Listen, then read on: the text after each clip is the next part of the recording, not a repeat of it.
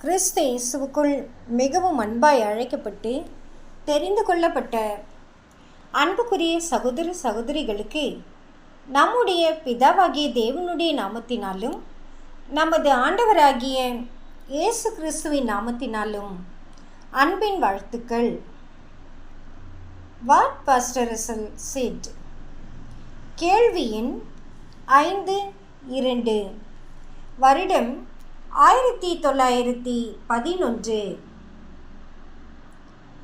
ஆரோனுடைய ஆசாரியத்துவம் தங்களுடைய ஆசாரிய ஊழியத்தை 1000 வருஷ யுகத்தில் செயற்படுத்தும் என்று காண்பிப்பதற்கு வேத வாக்கியம் ஏதும் நாம் பெற்றிருக்கிறோமா? இக்கேள்விக்கான பதில் இவ்விதமாக போதிக்கிறதாக நாம் புரிந்து கொண்டிருக்கிற ஒரு வேத வாக்கியம் மல்கியாவின் புத்தகத்தில் காணப்படுகிறது.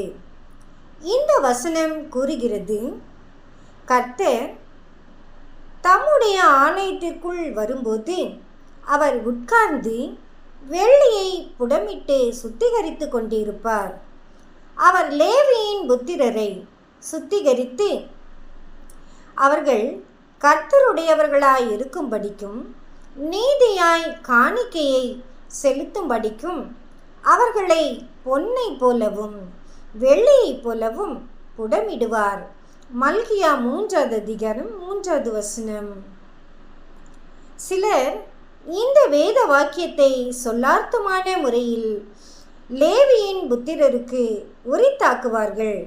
ஆனால் இது நிஜமானதாக சபை லேவித்துவ அமைப்பை உள்ளடக்கியதாக இருக்கிறது என்றும் மற்றும் இவர்கள் ஆவிக்குரிய லேவியர்களாக இருக்கின்றனர் மற்றும் அவர்கள் நிஜமான லேவியர்களாகவும் ராஜரீக ஆசாரியத்துவமாக பிரியமான பலியை தேவனுக்கு செலுத்துவதற்கு சுத்திகரிக்கிறவர் அவர்களை ஆயத்தம் பண்ணுவார்.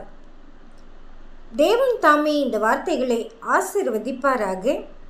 ஆமீன்.